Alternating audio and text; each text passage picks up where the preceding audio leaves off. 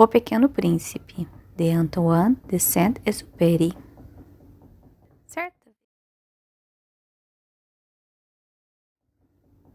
Certa vez, quando tinha 6 anos, vi num livro sobre a Floresta Virgem, Histórias Vividas, uma impressionante gravura. Ela representava uma jiboia engolindo um animal. Eis a cópia do desenho. Dizia o livro: as jiboias engolem sem mastigar a presa inteira. Em seguida, não podem mover-se e dormem os 6 meses da digestão. Refleti muito sobre as aventuras da selva e fiz, com lápis de cor, o meu primeiro desenho. O meu desenho número 1. Ele era assim. Mostrei minha obra-prima às pessoas grandes e perguntei se o meu desenho lhes dava medo. Responderam-me: por que um chapéu daria medo? Meu desenho não representava um chapéu, representava uma jiboia digerindo um elefante. Desenhei então o interior da jiboia, a fim de que as pessoas grandes pudessem entender melhor. Elas têm sempre a necessidade de explicações detalhadas. Meu desenho número 2 era assim. As pessoas grandes aconselharam-me a deixar de lado os desenhos de jiboias abertas ou fechadas e dedicar-me de preferência à geografia, à história, à matemática, à gramática. Foi assim que abandonei aos 6 anos uma promissora carreira de pintor. Fora desencorajado pelo insucesso do meu desenho número 1 e do meu desenho número 2. As pessoas grandes não compreendem nada sozinhas e é cansativo para as crianças ficar toda hora explicando. Tive então que escolher outra profissão e aprendi a pilotar aviões. Voei por quase todas as regiões do mundo e a geografia, é claro, me ajudou muito. Sabia distinguir, num relance, a China e o Arizona. Isso é muito útil quando se está perdido na noite. Desta forma, ao longo da vida, tive vários contatos com muita gente séria. Convivi com as pessoas grandes, vi-as bem de perto. Isso não melhorou muito a minha antiga opinião. Quando encontrava uma que me parecia um pouco esclarecida, fazia a experiência do meu desenho número 1, que sempre conservei comigo. Eu queria saber se ela era, na verdade, uma pessoa inteligente, mas a resposta era sempre a mesma. É um chapéu? Então, eu não falava nem de jiboias, nem de florestas virgens, nem de estrelas. Colocava-me no seu nível, falava de bridge, de golfe, de política, de gravatas, e a pessoa grande ficava encantada de conhecer um homem tão razoável.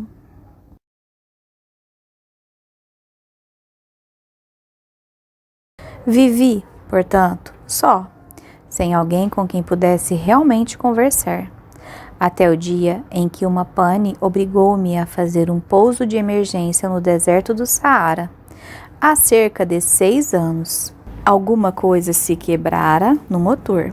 E como não trazia comigo nem mecânico nem passageiros, preparei-me para executar sozinho aquele difícil conserto. Era, para mim, questão de vida ou morte. A água que eu tinha para beber só dava para 8 dias. Na primeira noite, adormeci sobre a areia, a quilômetros e quilômetros de qualquer terra habitada. Estava mais isolado que um náufrago num bote perdido no meio do oceano. Imaginem qual foi a minha surpresa quando, ao amanhecer, uma vozinha estranha me acordou. Dizia: por favor, desenha-me um carneiro. O quê? Desenha-me um carneiro. Levantei-me num salto, como se tivesse sido atingido por um raio. Esfreguei bem os olhos, olhei ao redor e vi aquele homenzinho extraordinário que me observava seriamente. Eis o melhor retrato que, passado algum tempo, consegui fazer dele. Meu desenho é, com certeza, muito menos sedutor que o modelo. Não tenho culpa. Fora desencorajado aos 6 anos pelas pessoas grandes da minha carreira de pintor e só aprender a desenhar jiboias abertas e fechadas. Olhava para aquela aparição com os olhos arregalados de espanto. Não esqueçam que eu me achava a quilômetros e quilômetros de qualquer região habitada. Ora, o meu pequeno visitante não me parecia nem perdido, nem morto de fadiga, nem morto de fome, de sede ou de medo. Não tinha absolutamente a aparência de uma criança perdida no deserto, a quilômetros e quilômetros de qualquer região habitada. Quando finalmente consegui falar, perguntei-lhe: "Mas, que fazes aqui?" E ele repetiu então, lentamente, como se estivesse dizendo algo muito sério: "Por favor, desenha-me um carneiro." Quando o mistério é impressionante demais, a gente não ousa desobedecer. Por mais absurdo que aquilo me parecesse, a quilômetros e quilômetros de todos os lugares habitados e com a vida em perigo, tirei do bolso uma folha de papel e uma caneta. Mas lembrei-me, então, de que eu havia estudado principalmente geografia, história, matemática e gramática. E disse ao pequeno visitante, com um pouco de mau humor, que eu não sabia desenhar. Respondeu-me: "Não tem importância, desenhe-me um carneiro." Como jamais houvesse desenhado um carneiro, refiz para ele um dos 2 únicos desenhos que eu sabia, o da jiboia fechada. E fiquei surpreso ao ouvir o garoto replicar: Não, eu não quero um elefante numa jiboia. A jiboia é perigosa e o elefante toma muito espaço. Tudo é pequeno onde eu moro. Preciso de um carneiro. Desenhe-me um carneiro." Então eu desenhei. Ele olhou atentamente e disse: "Não, esse já está muito doente. Desenha outro." Desenhei de novo. Meu amigo sorriu, paciente. "Bem vês que isso não é um carneiro, é um bode. Olha os chifres." Fiz mais uma vez o desenho, mas ele foi recusado como os anteriores. "Esse aí é muito velho, quero um carneiro que viva muito tempo." Então, perdendo a paciência e como tinha pressa em desmontar o motor, rabisquei o seguinte desenho e arrisquei: "Esta é a caixa, o carneiro que queres está aí dentro." E fiquei surpreso ao ver iluminar-se a face do meu pequeno juiz. Era assim mesmo que eu queria. Será preciso muito capim para esse carneiro? Por quê? Porque é muito pequeno onde eu moro. Qualquer coisa chega. Eu te dei somente um carneirinho. Inclinou a cabeça sobre o desenho. Não é tão pequeno assim. Olha, ele adormeceu.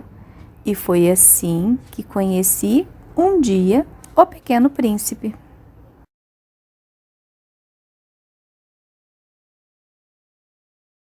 Levei algum tempo para entender de onde ele viera, o príncipezinho, que me fazia milhares de perguntas. Parecia nunca escutar as minhas. Palavras pronunciadas ao acaso é o que foram, pouco a pouco revelando sua história. Assim, quando viu pela primeira vez meu avião, não vou desenhá-lo aqui, pois acho muito complicado. Perguntou-me: "Que coisa é aquela?" "Não é uma coisa, aquilo voa. É um avião, é o meu avião." Eu estava orgulhoso de lhe dizer que eu voava. Então ele perguntou, meio assustado: "Como? Tu caíste do céu?" "Sim", respondi humildemente. "Ah, isto é engraçado." E o pequeno príncipe deu uma bela risada que me irritou profundamente. Gosto que levem a sério as minhas desgraças. Em seguida, acrescentou: "Então tu também vens do céu. De que planeta tu és?" Vislumbrei um clarão no mistério da sua origem e perguntei repentinamente: Tu vens, então, de outro planeta? Mas ele não me respondeu. Balançava lentamente a cabeça, observando o meu avião. É verdade que nisto aí não podes ter vindo de muito longe. Mergulhou então num pensamento que durou algum tempo. Depois, tirando do bolso o meu carneiro, ficou contemplando o seu tesouro. Imaginem como eu ficara intrigado com aquela simples menção a outros planetas. Esforcei-me, então, por saber um pouco mais. De onde vens, meu caro? Onde é tua casa? Para onde queres levar meu carneiro? Ficou algum tempo em silêncio e depois respondeu: O bom é que a caixa que me deste poderá, à noite, servir de casa para ele. Sem dúvida. E se tu fores um bom menino, te darei também uma corda para amarrá-lo durante o dia e uma estaca para prendê-lo. A proposta pareceu chocá-lo. Amarrar? Que ideia estranha! Mas se tu não o amarrares, ele vai-se embora e se perde. E meu amigo deu uma nova risada. Mas onde pensas que ele vai? Não sei. Por aí, andando sempre em frente. Então o pequeno príncipe disse, muito sério: Não faz mal, é tão pequeno onde moro. E depois, talvez com um pouco de tristeza, acrescentou: Quando a gente anda sempre em frente, não pode mesmo ir longe.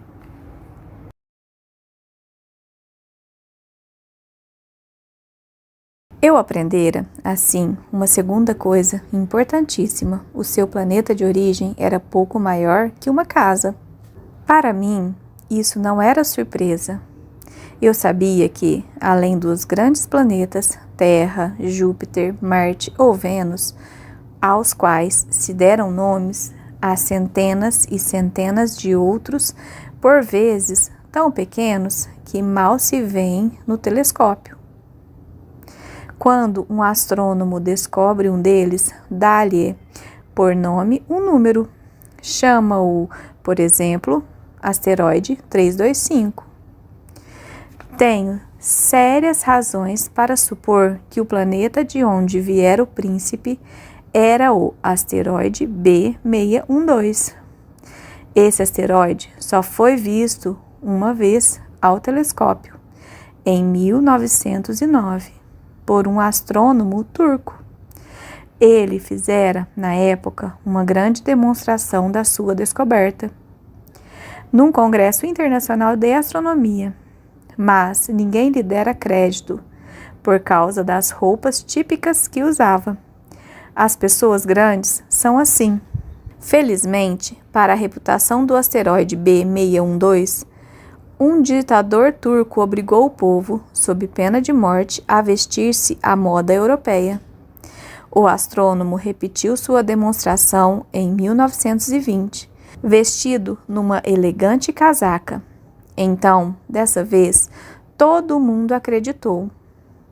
Se lhes dou esses detalhes sobre o asteroide B612 e lhes confio o seu número, é por causa das pessoas grandes.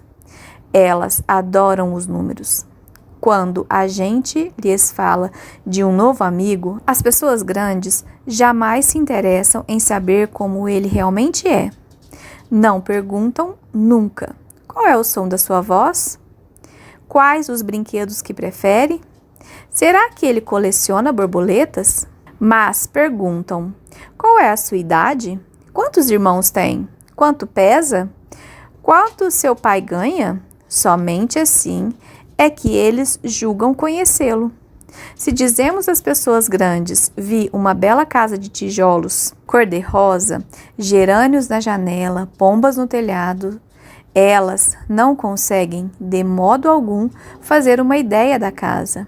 É preciso dizer-lhes: vi uma casa de 600 mil reais. Então elas exclamam: que beleza!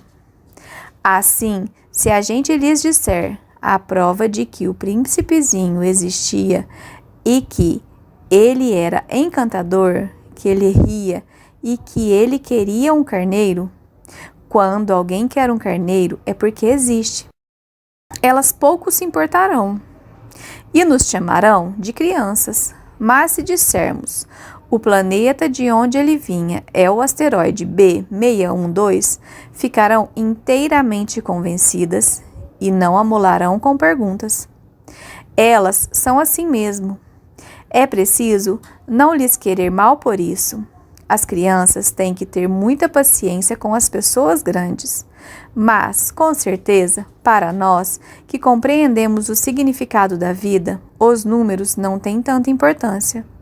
Gostaria de ter começado essa história como nos contos de fada.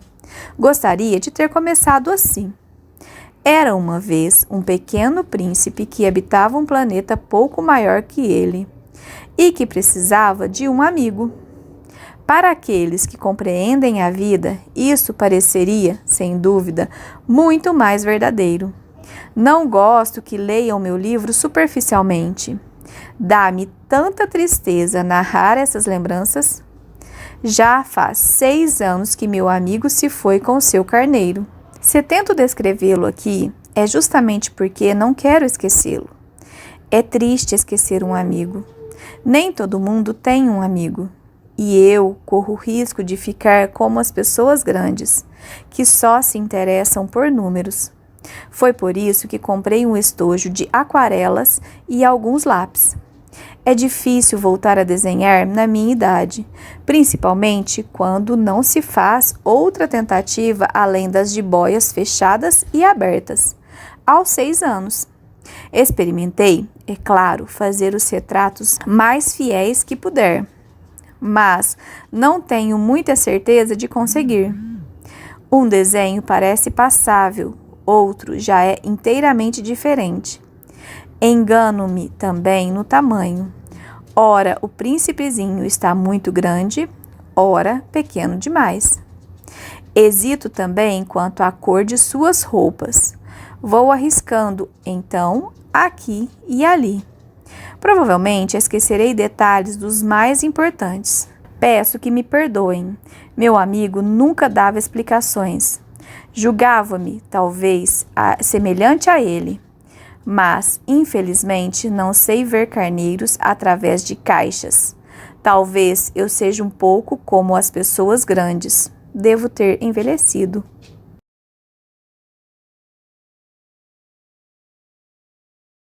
A cada dia eu ficava sabendo mais alguma coisa do seu planeta, da partida, da viagem, mas isso devagarzinho, ao acaso das informações colhidas de suas observações.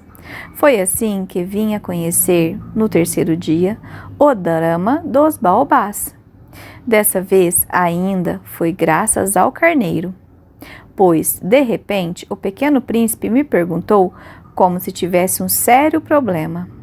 É verdade que os carneiros comem arbustos?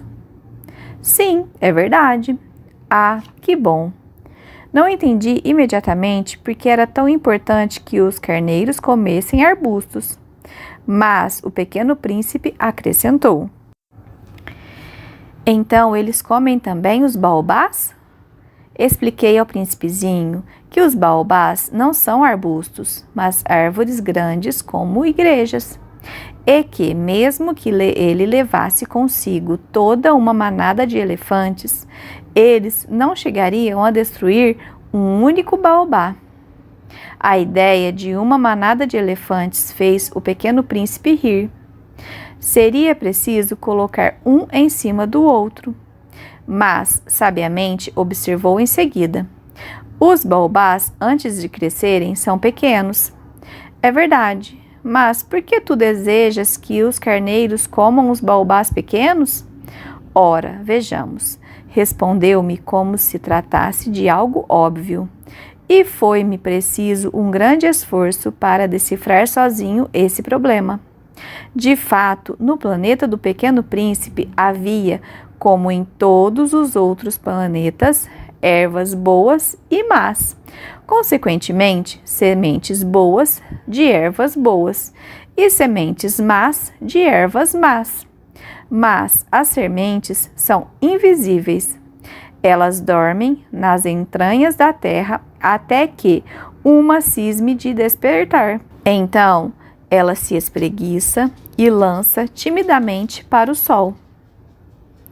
Um inofensivo gatilho. Se for de roseira ou rabanete, podemos deixar que cresça à vontade. Mas, quando percebemos que se trata de uma planta ruim, é preciso que a arranquemos imediatamente. Ora, havia sementes terríveis no planeta do Pequeno Príncipe.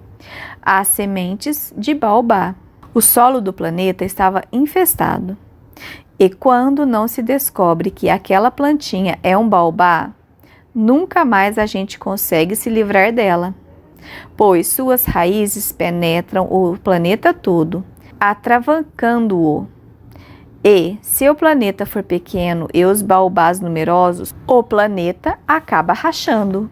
É uma questão de disciplina, disse mais tarde o príncipezinho.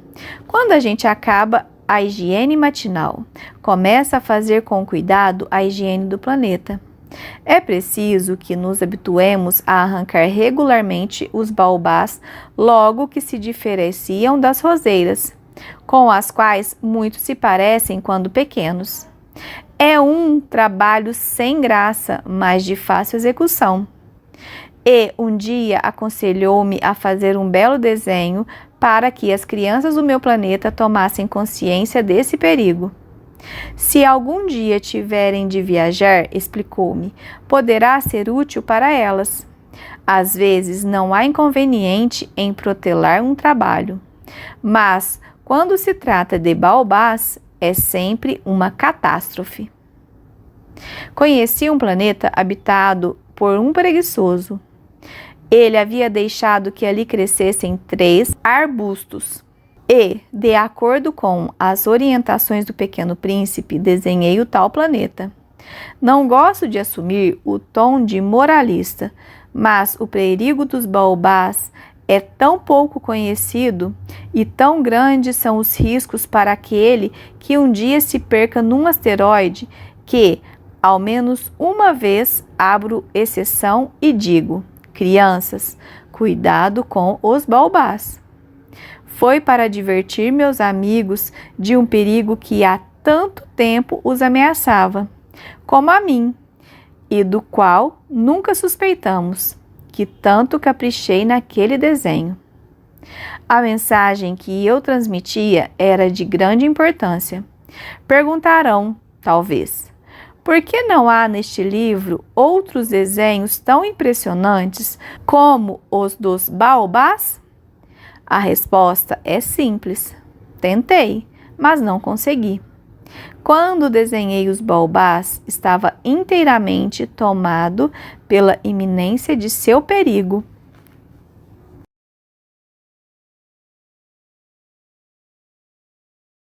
Ah, Pequeno Príncipe, assim eu comecei a compreender pouco a pouco os segredos da tua triste vidinha. Durante muito tempo não tiveste outra distração a não ser a doçura do pôr do sol. Aprendi esse novo detalhe quando me disseste, na manhã do 4º dia: gosto muito de pôr do sol. Vamos ver um. Mas é preciso esperar. Esperar o quê? Esperar que o sol se ponha. Tu fizeste um ar de surpresa e, logo depois, riste de ti mesmo. Disseste-me: eu imagino sempre estar em casa.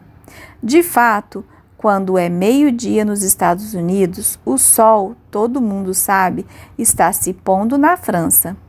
Bastaria poder ir à França num minuto para assistir ao pôr do sol. Infelizmente, a França é longe demais. Mas, no teu pequeno planeta, bastava apenas recuar um pouco a cadeira. E assim contemplavas o crepúsculo todas as vezes que desejavas. Um dia eu vi o sol se pôr 44 vezes. E, Logo depois acrescentaste: quando a gente está muito triste, gosta de admirar o pôr do sol. Estavas tão triste assim no dia em que contemplaste os 44? Mas o príncipezinho não respondeu.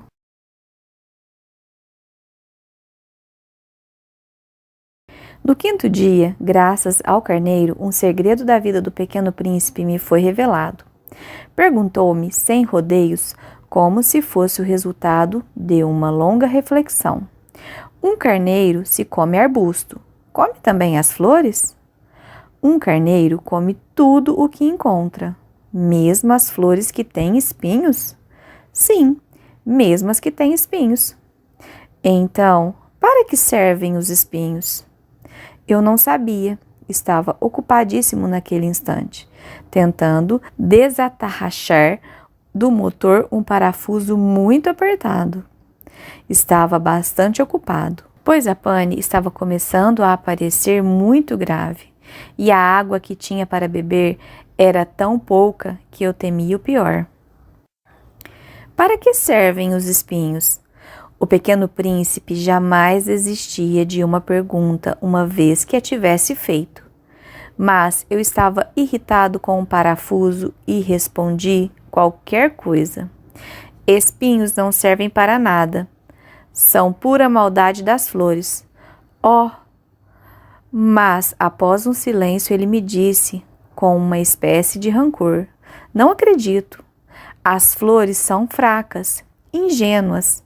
Defendem-se como podem. Elas se julgam poderosas com os seus espinhos. Não respondi. Naquele instante eu pensava: se esse parafuso não afrouxar, vou fazê-lo soltar com uma martelada. O príncipezinho perturbou de novo meus pensamentos. E tu achas então que as flores... Ora, eu não acho nada, respondi qualquer coisa. Eu só me ocupo com coisas sérias. Ele olhou-me surpreso. Coisas sérias. Ele me via de martelo em punho, dedos sujos de graxa, curvados sobre um objeto que lhe parecia ser muito feio. Tu falas como as pessoas grandes. Senti um pouco de vergonha, mas ele acrescentou implacável: tu confundes todas as coisas, misturas tudo. Ele estava realmente muito irritado. Sacudiam ao vento seus cabelos dourados. Conheço um planeta onde há um sujeito vermelho, quase roxo.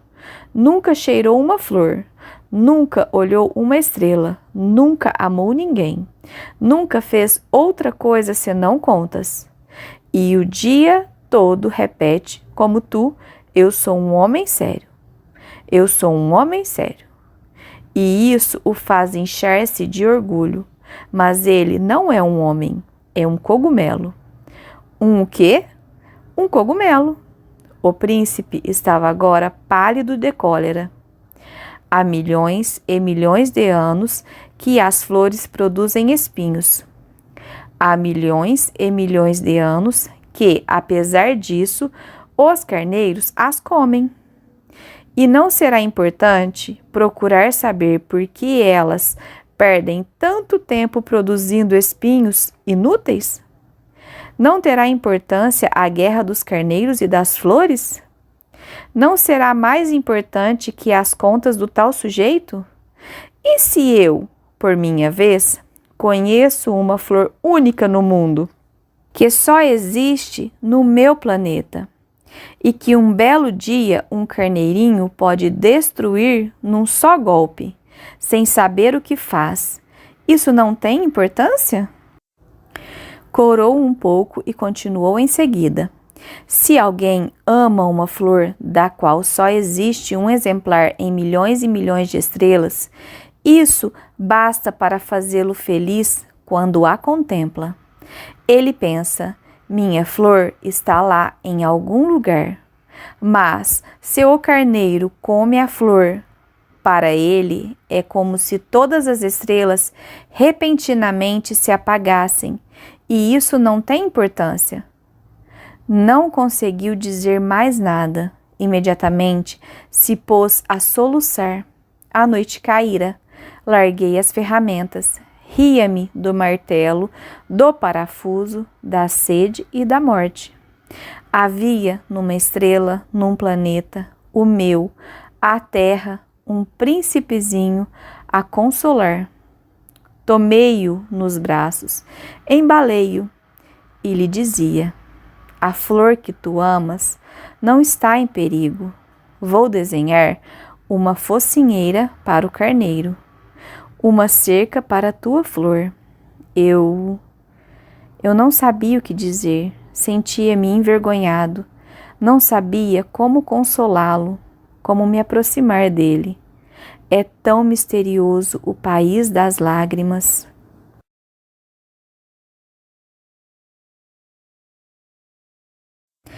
Logo aprendi a conhecer melhor aquela flor.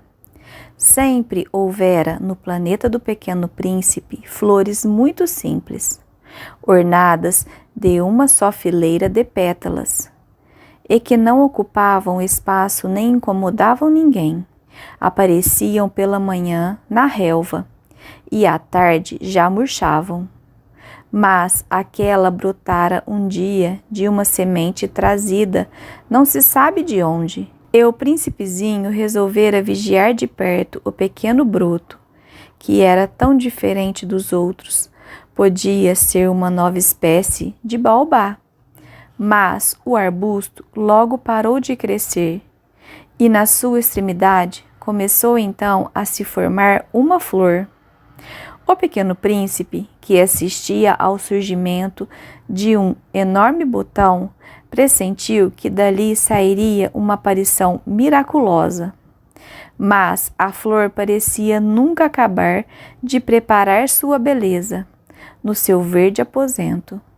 Escolhia as cores com cuidado, vestia-se lentamente, ajustava uma a uma suas pétalas. Não queria sair como os cravos, amarrotada. Ela queria aparecer no esplendor da sua beleza. Ah, sim, era vaidosa. Sua misteriosa toalete, portanto, durara alguns dias. E eis que, numa manhã, justamente à hora do sol nascer, ela se mostrou. E ela, que se preparara com tanto esmero, disse, bocejando: ah, eu acabo de despertar, desculpa, estou ainda toda despenteada. O príncipezinho, então, não pôde conter o seu espanto. Como és bonita! É verdade, respondeu a flor docemente, e nasci ao mesmo tempo que o sol. O pequeno príncipe percebeu logo que a flor não era modesta, mas ela era tão envolvente. Creio que é hora do café da manhã, acrescentou ela. Tu poderias cuidar de mim. E o príncipezinho, atordoado, tendo ido buscar um regador com água fresca, molhou a flor. Assim, ela começou a atormentá-lo com sua doentia vaidade. Um dia, por exemplo, falando dos seus 4 espinhos, dissera ao pequeno príncipe: os tigres, eles podem aparecer com suas garras. Não há tigres no meu planeta, retrucara o príncipezinho. Além disso, tigres não comem ervas. Não sou uma erva, respondera a flor suavemente. Perdoa-me. Não tenho medo dos tigres, mas tenho horror das correntes de ar. Não terias, por acaso, um paravento? Horror das correntes de ar. Isso não é bom para uma planta, pensara o pequeno príncipe. É bem complicada essa flor. À noite me colocarás sobre uma redoma de vidro. Faz muito frio no teu planeta. Não é nada confortável. De onde eu venho? De repente, calou-se. Viera em forma de semente. Não pudera conhecer nada dos outros mundos. Encabulada por ter sido surpreendida em uma mentira tão tola, tossiu 2 vezes e, para fazê-lo sentir-se culpado, pediu: "E o paravento? Ia buscá-lo, mas tu me falavas." Então ela forçou a tosse para causar-lhe remorso. Assim, o príncipezinho, apesar da sinceridade do seu amor, logo começara a duvidar dela. Levara a sério palavras sem importância, e isto o fez sentir-se muito infeliz. Não queria tê-la escutado, confessou-me um dia. Não se deve nunca escutar as flores. Basta admirá-las, sentir seu aroma. A minha perfumava todo o planeta, mas eu não sabia como desfrutá-la. Aquela história das garras, que tanto me irritava, devia ter-me enternecido. Confessou-me ainda: "Não soube compreender coisa alguma. Deveria tê-la julgado por seus atos, não pelas palavras. Ela exalava perfume e me alegrava. Não podia jamais tê-la abandonado. Deveria ter percebido sua ternura por trás daquelas tolas mentiras. As flores são tão contraditórias, mas eu era jovem demais para saber amá-la."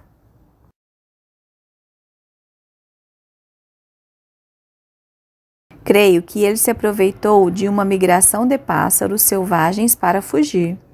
Na manhã da viagem, pôs o planeta em ordem. Resolveu cuidadosamente seus vulcões. Ele possuía 2 vulcões em atividade, e isso era muito cômodo para esquentar o café da manhã. Possuía também um vulcão extinto, mas, como ele dizia, nunca se sabe.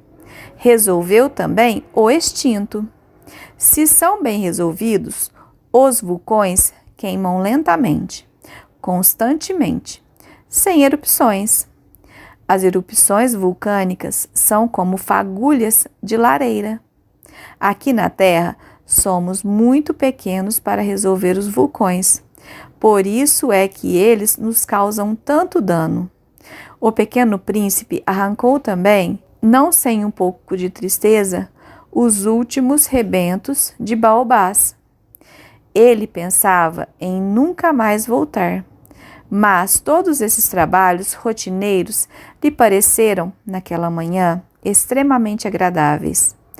E, quando regou pela última vez a flor e se preparava para colocá-la sobre a redoma, percebeu que tinha vontade de chorar. "Adeus", disse ele à flor, mas a flor não respondeu. "Adeus", repetiu ele. A flor tossiu, mas não era por causa do resfriado. "Eu fui uma tola", disse finalmente. "Peço-te perdão. Procura ser feliz." A ausência de censuras o surpreendeu.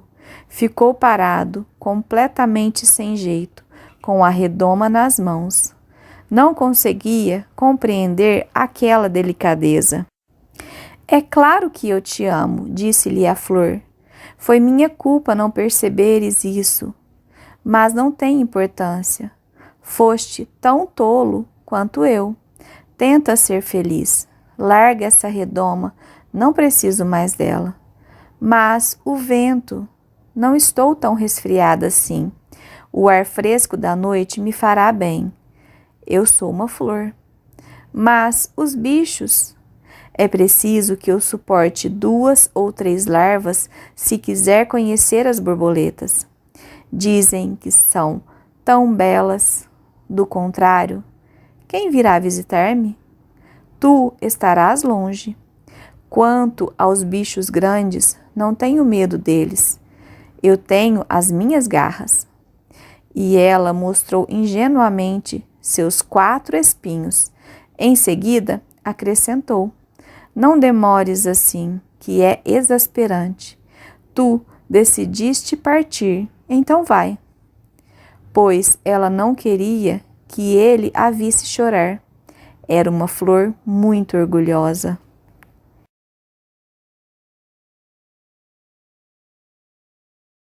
Ele se achava na região dos asteroides 325, 326, 327, 328, 329 e 330. Começou então a vigiá-los, para desta forma ter uma atividade a se instruir. O primeiro era habitado por um rei. O rei sentava-se vestido de púrpura e arminho, num trono muito simples, embora majestoso. Ah, eis um súdito! Exclamou o rei ao ver o visitante. E o príncipezinho perguntou a si mesmo: como ele pode reconhecer-me se jamais me viu? Ele não sabia que, para os reis, o mundo é muito mais simples. Todos os homens são súditos. Aproxima-te para que eu te veja melhor, disse o rei, todo orgulhoso de poder ser rei para alguém. O pequeno príncipe olhou em volta para achar onde sentar-se, mas o planeta estava todo ocupado pelo magnífico manto de arminho. Ficou, então, de pé, mas, como estava cansado, bocejou. É contra a etiqueta bocejar na frente do rei, disse o monarca. Eu o proíbo. Não posso evitar, disse o príncipezinho, sem jeito. Fiz uma longa viagem e não dormi ainda. Então, disse o rei, eu te ordeno que bocejes. Há anos que eu não vejo ninguém bocejar. Os bocejos são uma raridade para mim. Vamos, boceja, é uma ordem. Isso me intimida, assim eu não consigo, disse o pequeno príncipe enrusbecido. Respondeu o rei. Então, eu te ordeno, ora bocejas e ora... Ele gaguejava um pouco e parecia envergonhado, porque o rei fazia questão de que sua autoridade fosse respeitada. Não tolerava desobediência. Era um monarca absoluto, mas, como era muito bom, dava ordens razoáveis. Se eu ordenasse, costumava dizer, que um general se transformasse numa gaivota e o general não obedecesse, a culpa não seria do general, seria minha. Posso sentar-me? Perguntou timidamente o príncipezinho. Eu te ordeno que sentes, respondeu-lhe o rei, que puxou majestosamente um pedaço de manto de arminho. Mas o pequeno príncipe estava espantado. O planeta era minúsculo. Sobre quem reinaria o rei? Majestade, eu vos peço perdão por ousar interrogar-vos. Eu te ordeno que me interrogues, apressou-se o rei a dizer. Majestade, sobre quem reinais? Sobre tudo, respondeu o rei com uma grande simplicidade. Sobre tudo? O rei, com um gesto simples, indicou seu planeta, os outros planetas e também as estrelas. Sobre tudo isso? Sobre tudo isso, respondeu o rei. Pois ele não era apenas um monarca absoluto, era também um monarca universal. E as estrelas vos obedecem? Sem dúvida, disse o rei, obedecem prontamente. Eu não tolero indisciplina. Tanto poder maravilhou o pequeno príncipe. Se ele fosse detentor desse poder, teria podido assistir não a 44, mas a 72, ou mesmo a 100, ou mesmo a 200 pôres do sol no mesmo dia, sem precisar nem mesmo afastar a cadeira. E, como se sentisse um pouco triste ao pensar no seu pequeno planeta abandonado, ousou solicitar ao rei uma graça. Eu desejava ver um pôr do sol. Fazei-me esse favor? Ordenai ao sol que se ponha? Se eu ordenasse a meu general voar de uma flor a outra como borboleta, ou escrever uma tragédia, ou transformar-se numa gaivota e o general não executasse a ordem recebida, quem, ele ou eu, estaria errado? Vós, respondeu com firmeza o príncipezinho. Exato. É preciso exigir de cada um o que cada um pode dar, replicou o rei. A autoridade se baseia na razão. Se ordenares a teu povo que ele se lance ao mar, todos se rebelarão. Eu tenho o direito de exigir obediência porque minhas ordens são razoáveis. E meu pôr do sol? Lembrou o pequeno príncipe, que nunca esquecia uma pergunta que tivesse feito. Teu pôr do sol, tu o terás. Eu o exigirei, mas eu esperarei na minha sabedoria de governante que as condições sejam favoráveis. Quando serão? Indagou o príncipe. Respondeu o rei, que consultou inicialmente um enorme calendário. Será por volta de 7h40 esta noite. E tu verás como sou bem obedecido. O príncipezinho bocejou, sentia falta do seu pôr do sol. E também já estava começando a se aborrecer. Não tenho mais nada que fazer aqui, disse ao rei. Vou prosseguir minha viagem. Não partas, retrucou o rei, que estava orgulhoso de ter um súdito. Não partas, eu te faço ministro. Ministro de quê? Da justiça. Mas não há ninguém para julgar. Nunca se sabe, disse o rei. Ainda não vi todo o meu reino. Estou muito velho. Não tenho espaço para uma carruagem e andar cansa-me muito. Oh, mas eu já vi, disse o pequeno príncipe, que se inclinou para dar ainda uma olhadela no outro lado do planeta. Não consigo ver ninguém. Tu julgarás a ti mesmo, respondeu-lhe o rei. É o mais difícil. É bem mais difícil julgar a si mesmo que julgar os outros. Se consegues fazer um bom julgamento de ti, és um verdadeiro sábio. Mas eu posso julgar a mim mesmo em qualquer lugar, replicou o príncipezinho. Não preciso, para isso, ficar morando aqui. Ah, disse o rei, eu tenho quase certeza de que há um velho rato no meu planeta. Eu o escuto à noite. Tu poderás julgar esse rato. Tu o condenarás à morte de vez em quando. Assim, a vida dele dependerá da tua justiça. Mas tu o perdoarás sempre para poupá-lo, pois só temos um. Respondeu o pequeno príncipe, eu não gosto de condenar à morte. Eu acho que vou mesmo embora. Não, disse o rei. Mas o príncipezinho, tendo terminado os preparativos, não quis afligir o velho monarca. Se Vossa Majestade deseja ser prontamente obedecido, poderá dar-me uma ordem razoável. Poderia ordenar-me, por exemplo, que partisse em menos de 1 minuto. Parece-me que as condições são favoráveis. Como o rei não disse nada, o príncipe hesitou um pouco, depois suspirou e partiu. Eu te faço meu embaixador, apressou-se o rei em gritar. Tinha um ar de grande autoridade. As pessoas grandes são muito esquisitas, pensava o pequeno príncipe durante a viagem.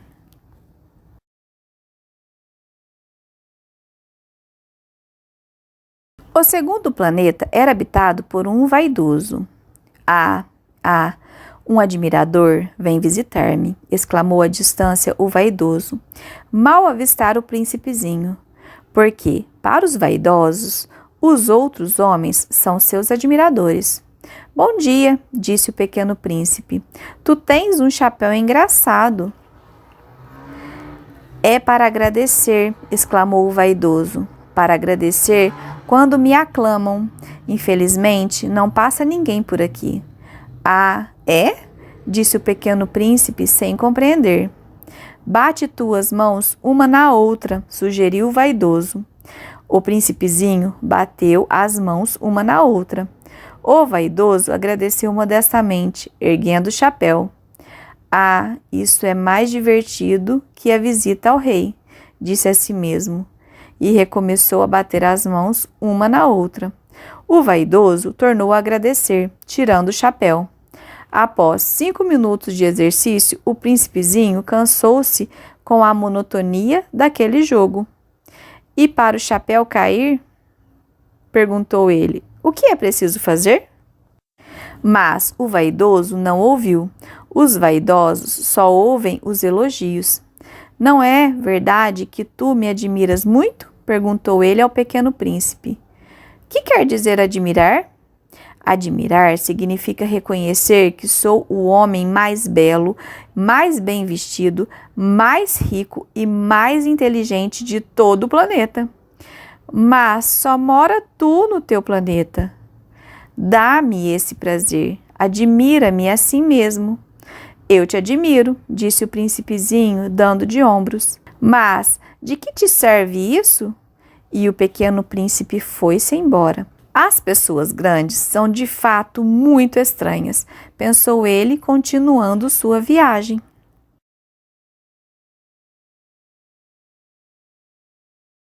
O planeta seguinte era habitado por um bêbado. Esta visita foi muito curta, mas deixou o príncipezinho mergulhado numa profunda tristeza. Que fazes aí? Perguntou ele ao bêbado que se encontrava silenciosamente acomodado diante de inúmeras garrafas vazias e diversas garrafas cheias. Eu bebo, respondeu o bêbado com ar triste. Por que bebes? Perguntou-lhe o pequeno príncipe. Para esquecer, respondeu o beberrão. Esquecer o quê? Indagou o príncipezinho, que já começava a sentir pena dele. Esquecer que eu tenho vergonha, confessou o bêbado, baixando a cabeça. Vergonha de quê? Perguntou o príncipe, que desejava socorrê-lo. Vergonha de beber, concluiu o beberrão, encerrando-se definitivamente no seu silêncio. E o pequeno príncipe foi-se embora perplexo. As pessoas grandes são decididamente estranhas, muito estranhas, dizia a si mesmo durante a viagem.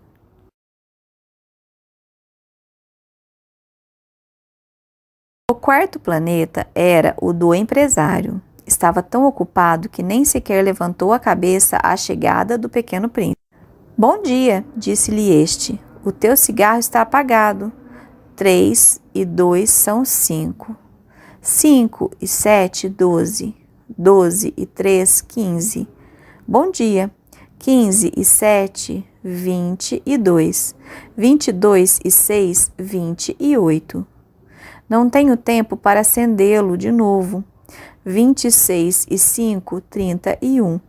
Ufa, são 501.622.731.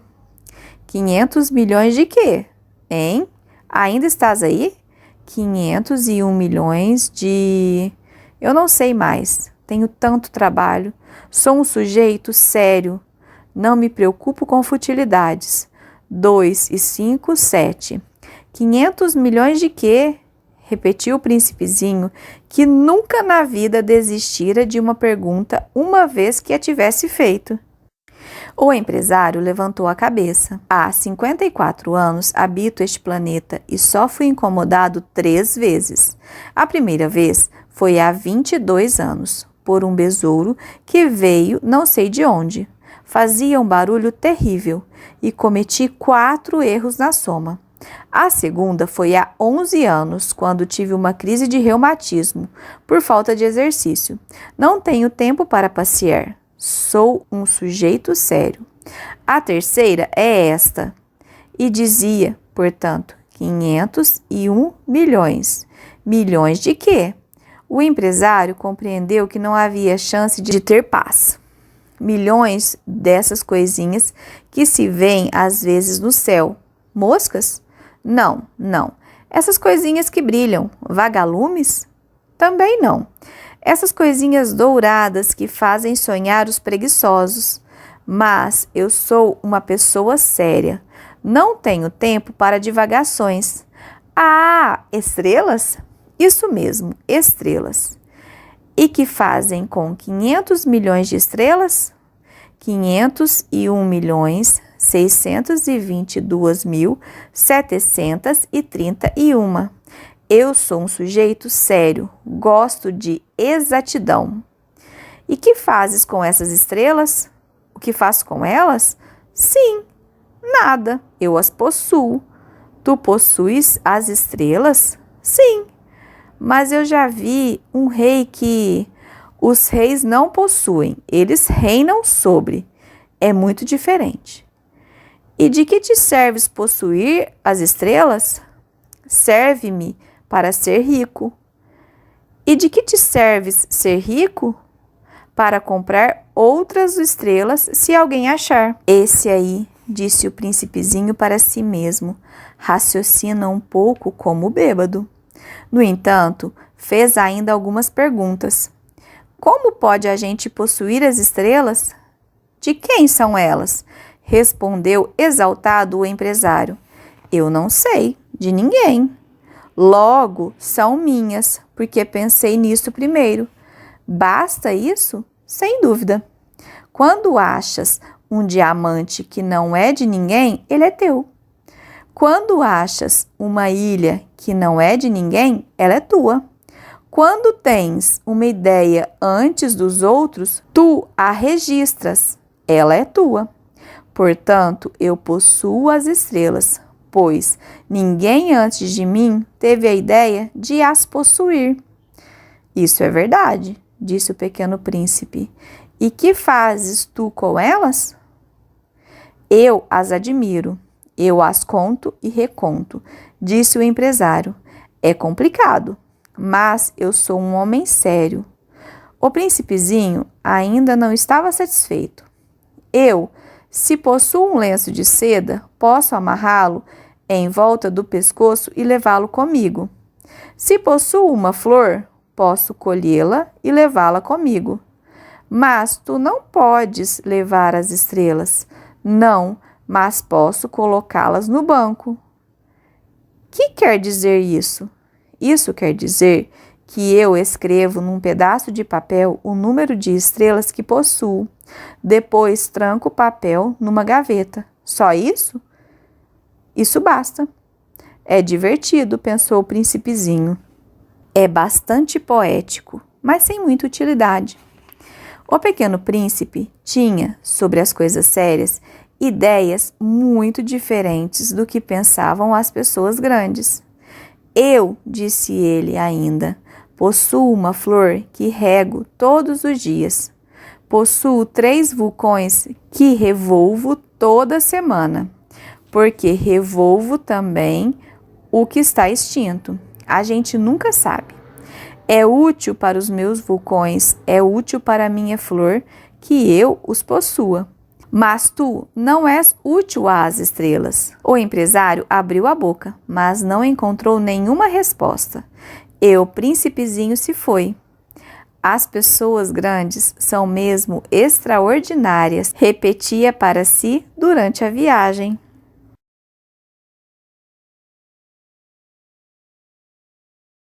O 5º planeta era muito curioso. Era o menor de todos. Tinha o espaço suficiente para um lampião e para um acendedor de lampiões. O pequeno príncipe não conseguia entender para que serviriam no céu, num planeta sem casa e sem gente, um lampião e um acendedor de lampiões.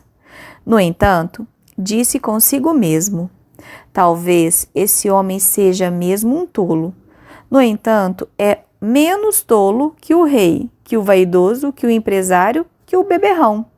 Seu trabalho, ao menos, tem um sentido. Quando acende o lampião, é como se fizesse nascer mais uma estrela ou uma flor. Quando apaga, porém, faz adormecer a estrela ou a flor. É um belo trabalho. E, sendo belo, tem sua utilidade. Quando alcançou o planeta, saudou educadamente o acendedor. Bom dia! Por que acabas de apagar teu lampião? É o regulamento, respondeu o acendedor. Bom dia! E qual é o regulamento? É apagar meu lampião. Boa noite. E tornou a acender. Mas por que acabas de acendê-lo de novo? É o regulamento, respondeu o acendedor. Eu não compreendo, disse o príncipe. Não é para compreender, disse o acendedor. Regulamento é regulamento. Bom dia. E apagou o lampião. Em seguida, enxugou a testa num lenço xadrez vermelho. Eu executo uma tarefa terrível. No passado, era mais sensato. Apagava de manhã e acendia à noite. Tinha o resto do dia para descansar e a noite toda para dormir. E depois mudou o regulamento? O regulamento não mudou, disse o acendedor. Aí é que está o problema. O planeta a cada ano gira mais depressa e o regulamento não muda. E então? Perguntou o príncipezinho. Agora que ele dá uma volta por minuto, não tenho mais 1 segundo de repouso. Acendo e apago uma vez por minuto. Ah, que engraçado! Os dias aqui duram 1 minuto. Não é nada engraçado, disse o acendedor. Já faz 1 mês que estamos conversando. 1 mês? Sim, 30 minutos, 30 dias. Boa noite. E acendeu o lampião. O pequeno príncipe respeitou-o e gostou daquele acendedor tão fiel ao regulamento. Lembrou-se das vezes em que ele mesmo provocara o pôr do sol, apenas recuando sua cadeira. Quis ajudar o amigo.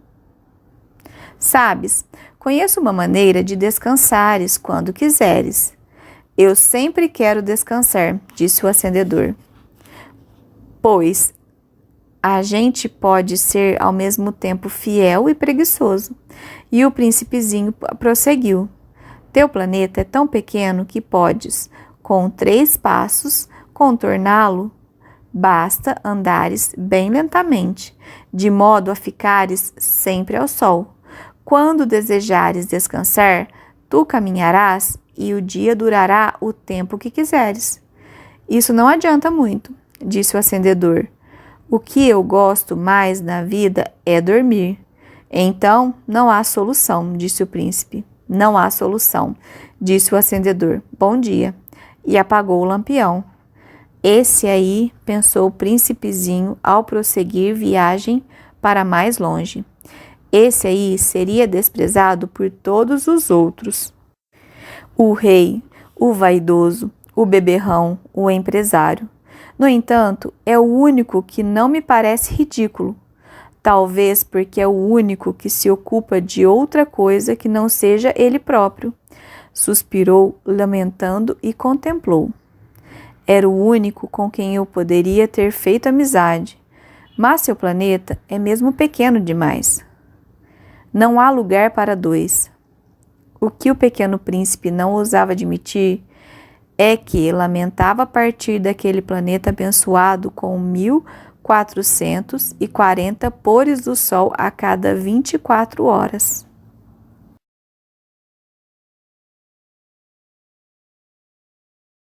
O 6º planeta era 10 vezes maior.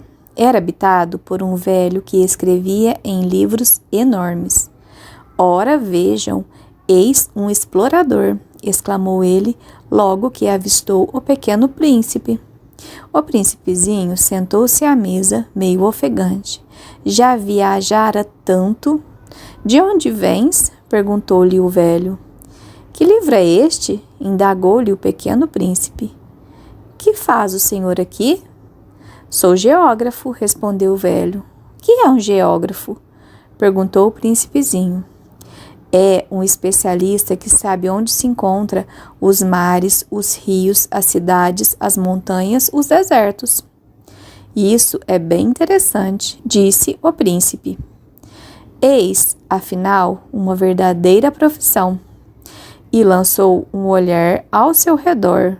No planeta do geógrafo, nunca havia visto planeta tão grandioso. O seu planeta é muito bonito. Há oceanos nele? Não sei te dizer, disse o geógrafo. Ah, o príncipezinho estava decepcionado. E montanhas? Não sei te dizer, disse o geógrafo. E cidades, e rios, e desertos? Também não sei te dizer, disse o geógrafo pela 3ª vez. Mas o senhor é geógrafo?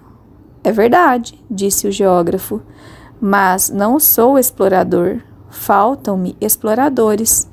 Não é um geógrafo quem vai contar as cidades, os rios, as montanhas, os mares, os oceanos, os desertos. O geógrafo é muito importante para ficar passeando.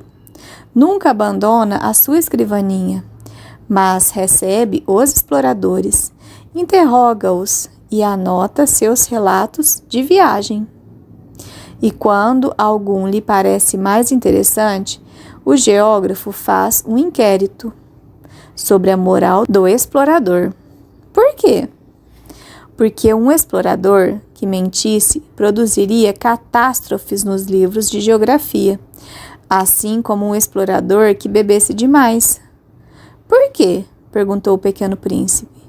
Porque os bêbados veem em dobro. Então, o geógrafo anotaria 2 montanhas onde, na verdade, só há uma. Conheço alguém, disse o príncipezinho, que seria um mau explorador. É possível. Pois bem, quando a moral do explorador parece boa, faz-se uma investigação sobre a sua descoberta. Vai-se vê-la? Não, seria muito complicado. Mas exige-se do explorador que ele forneça provas. Tratando-se, por exemplo, da descoberta de uma grande montanha, é essencial que ele traga grandes pedras. O geógrafo, de repente, se entusiasmou. Mas tu vens de longe, certamente és explorador. Portanto, vais descrever-me o teu planeta. E o geógrafo, tendo aberto seu caderno, apontou o lápis. Anotam-se primeiro a lápis as narrações dos exploradores. Espera-se, para anotar a caneta, que o explorador tenha trazido as provas. Então, interrogou o geógrafo. Onde eu moro? Disse o pequeno príncipe. Não é interessante, é muito pequeno. Eu tenho 3 vulcões, 2 em atividade e 1 extinto. Mas a gente nunca sabe. A gente nunca sabe, repetiu o geógrafo. Tenho também uma flor. Nós não anotamos as flores, disse o geógrafo. Por que não? É o mais bonito. Porque as flores são efêmeras. O que quer dizer efêmera? Os livros de geografia, disse o geógrafo, são os mais exatos. Nunca ficam ultrapassados. É muito raro que uma montanha mude de lugar. É muito raro um oceano secar. Nós escrevemos coisas eternas. Mas os vulcões extintos podem voltar à atividade, interrompeu o pequeno príncipe. Que quer dizer efêmera? Que os vulcões estejam extintos ou não, isso dá no mesmo para nós, disse o geógrafo. O que nos interessa é a montanha. Ela não muda. Mas o que quer dizer efêmera? Repetiu o príncipezinho, que jamais desistira de uma pergunta que tivesse feito. Quer dizer ameaçada de desaparecer em breve. Minha flor está ameaçada de desaparecer em breve? Sem dúvida. Minha flor é efêmera, pensou o pequeno príncipe, e não tem mais que 4 espinhos para defender-se do mundo, e eu a deixei sozinha. Esse foi seu primeiro gesto de remorso, mas retomou a coragem. Qual planeta me aconselha a visitar? Perguntou ele. A Terra, respondeu o geógrafo. Goza de boa reputação. E o príncipezinho partiu, pensando na sua flor.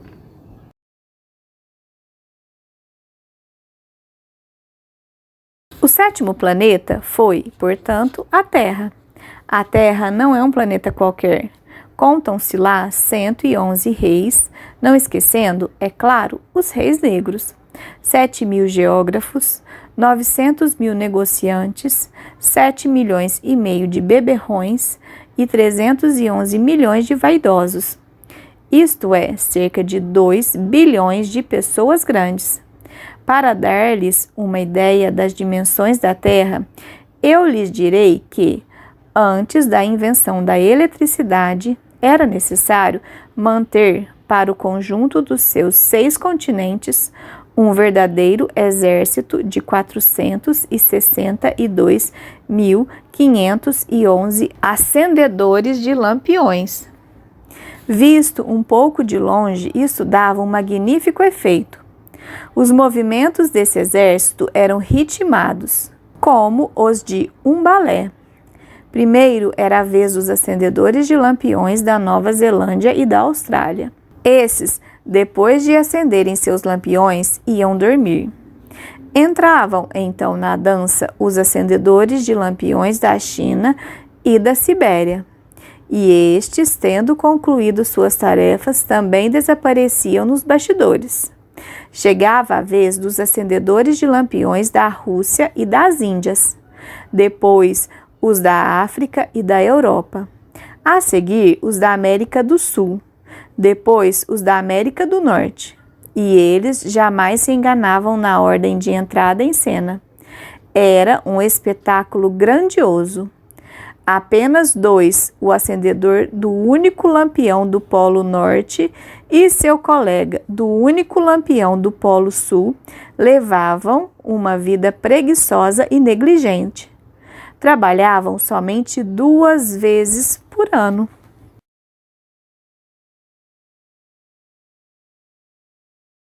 Quando a gente quer fazer graça, às vezes mente um pouco.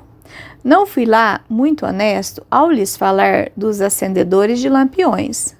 Corro o risco de dar uma falsa ideia do nosso planeta àqueles que não o conhecem. Os homens ocupam, na verdade, muito pouco espaço na superfície da Terra. Se os 2 bilhões de habitantes que povoam a Terra se mantivessem de pé, colados uns aos outros, como para um comício, facilmente se acomodariam numa praça pública de 30 quilômetros de comprimento por 30 de largura. Poderíamos ocupar toda a humanidade na menor das ilhas do Pacífico. As pessoas não acreditarão, é claro. Elas julgam ocupar-se muito espaço. Imaginam-se tão importantes quanto os baobás. Peçam-lhes, então, que façam as contas. Elas adoram os números. Ficarão contentes com isso. Mas não percam seu tempo nessa matemática. É desnecessário. Sei que acreditam em mim. O pequeno príncipe, uma vez na terra, ficou muito surpreso por não ver ninguém. Já receava ter se enganado de planeta, quando um anel cor de lua se remexeu na areia. Boa noite, disse o príncipezinho. Boa noite, respondeu a serpente. Em que planeta me encontro? Perguntou o príncipe. Na Terra, na África, respondeu a serpente.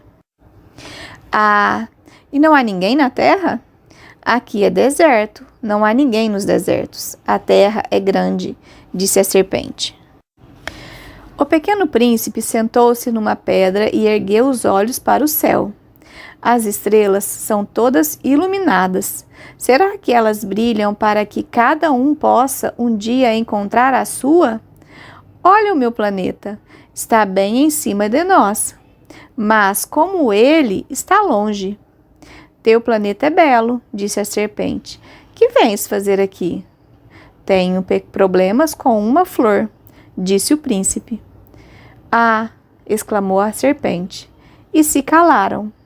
Onde estão os homens? Tornou a perguntar o príncipezinho. A gente se sente um pouco sozinho no deserto. Entre os homens, a gente também se sente só, disse a serpente. O pequeno príncipe olhou-a por um longo tempo. Tu és um bichinho engraçado, disse ele, fino como um dedo. Mas sou mais poderosa do que o dedo de um rei, disse a serpente. O príncipezinho sorriu. Tu não és tão poderosa assim. Não tens nem patas. Não podes sequer viajar. Eu posso levar-te mais longe que um navio, disse a serpente. Ela enrolou-se no tornozelo do pequeno príncipe como se fosse um bracelete de ouro. Aquele que eu toco, devolvo à terra de onde veio, continuou a serpente, mas tu és puro e vens de uma estrela. O príncipezinho não respondeu. Tenho pena de ti, tão fraco nesta terra de granito. Posso ajudar-te um dia. Se tiveres muita saudade do teu planeta, posso. Oh, eu te compreendo muito bem, disse o pequeno príncipe. Mas por que falas sempre por enigmas? Eu os resolvo todos, disse a serpente. E calaram-se os dois.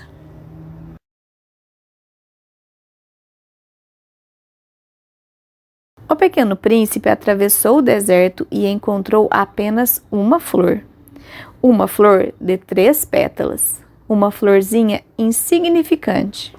Bom dia, disse o príncipe. Bom dia, disse a flor. Onde estão os homens? Perguntou ele educadamente.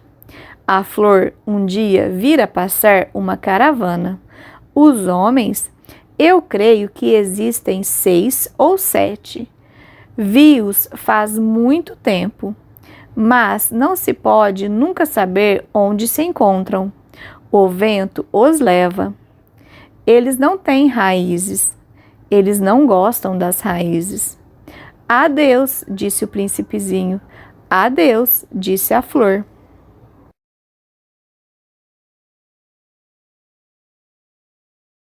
O príncipezinho escalou uma grande montanha. As únicas montanhas que conhecera eram os 3 vulcões que lhe batiam no joelho. O vulcão extinto servia-lhe de tamborete. De uma montanha tão alta como esta, pensava ele, verei todo o planeta e todos os homens. Mas só viu pedras pontudas como agulhas. Bom dia, disse ele ao léu. Bom dia, bom dia, bom dia, respondeu o eco. Quem és tu? Perguntou o príncipezinho. Quem és tu? Quem és tu? Quem és tu? Respondeu o eco. Sejam meus amigos, eu estou só, disse ele. Estou só, estou só, estou só, respondeu o eco. Que planeta engraçado, pensou então. É completamente seco, pontudo e salgado. E os homens não têm imaginação. Repetem o que a gente diz. No meu planeta eu tinha uma flor. E era sempre ela que falava primeiro.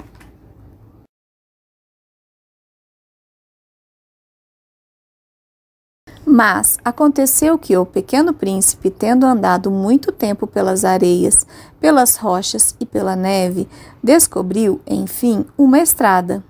E as estradas vão todas em direção aos homens. Bom dia, disse ele. Era um jardim cheio de rosas. Bom dia, disseram as rosas. Ele as contemplou. Eram todas iguais à sua flor. Quem sois? Perguntou ele, espantado. Somos as rosas, responderam elas. Ah! Exclamou o príncipezinho. E ele se sentiu extremamente infeliz. Sua flor lhe havia dito que ela era a única de sua espécie, em todo o universo. E eis que havia 5.000 iguaizinhas num só jardim. Ela teria se envergonhado, pensou ele, se visse isto. Começaria a tossir, simularia morrer para escapar ao ridículo. E eu seria obrigado a fingir que cuidava dela, porque senão, só para me humilhar, ela seria bem capaz de morrer de verdade. Depois refletiu ainda. Eu me julgava rico por ter uma flor única, e possuo apenas uma rosa comum, uma rosa e 3 vulcões que não passam do meu joelho, estando um talvez extinto para sempre. Isso não faz de mim um príncipe muito poderoso. E deitado na relva, ele chorou.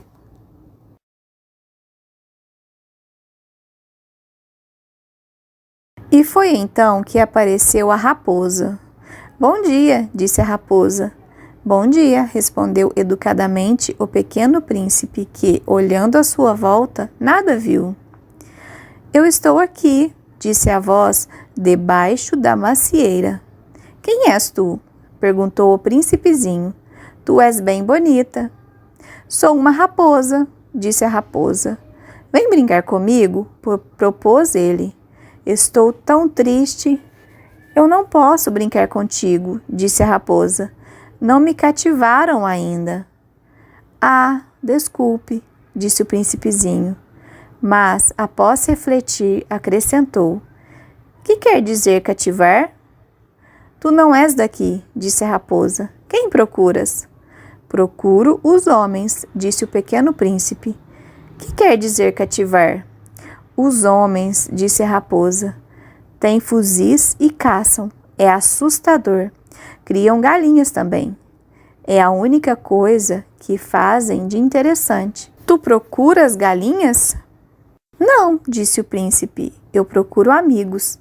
Que quer dizer cativar?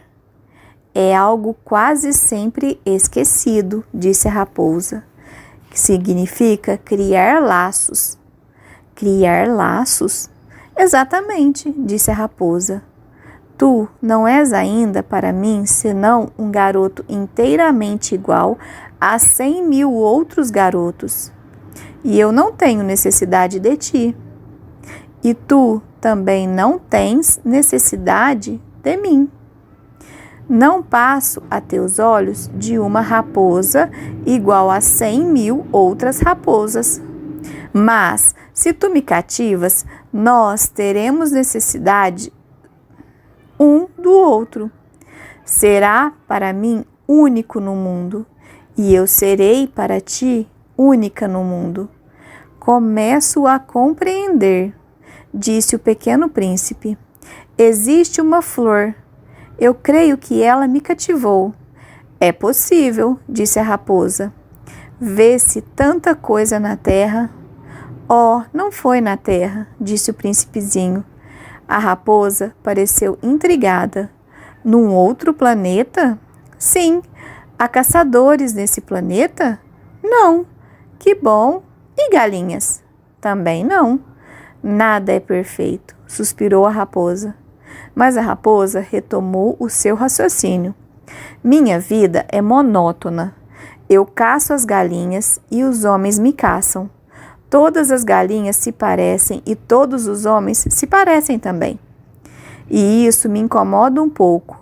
Mas, se tu me cativas, minha vida será como que cheia de sol. Conhecerei um barulho de passos que será diferente dos outros. Os outros passos me fazem entrar debaixo da terra. Os teus me chamarão para fora da toca, como se fosse música. E depois, olha, vês lá longe os campos de trigo? Eu não como pão. O trigo para mim não vale nada. Os campos de trigo não me lembram coisa alguma. E isso é triste. Mas tu tens cabelos dourados. Então será maravilhoso quando me tiveres cativado. O trigo, que é dourado, fará com que eu me lembre de ti. E eu amarei o barulho do vento do trigo. A raposa calou-se e olhou por muito tempo o príncipe. Por favor, cativa-me, disse ela. Eu até gostaria, disse o príncipezinho, mas não tenho muito tempo. Tenho amigos a descobrir e muitas coisas a conhecer. A gente só conhece bem as coisas que cativou, disse a raposa. Os homens não têm mais tempo de conhecer coisa alguma. Compram tudo já pronto nas lojas. Mas, como não existem lojas de amigos, os homens não têm mais amigos. Se tu queres um amigo, cativa-me. Que é preciso fazer? Perguntou o pequeno príncipe. É preciso ser paciente, respondeu a raposa. Tu te sentarás primeiro um pouco longe de mim, assim, na relva. Eu te olharei com o canto do olho e tu não dirás nada. A linguagem é uma fonte de mal-entendidos, mas cada dia te sentarás mais perto. No dia seguinte, o príncipezinho voltou. Teria sido melhor se voltasse à mesma hora, disse a raposa. Se tu vens, por exemplo, às 4 da tarde, desde as 3 eu começarei a ser feliz. Às 4 horas, então, estarei inquieta e agitada.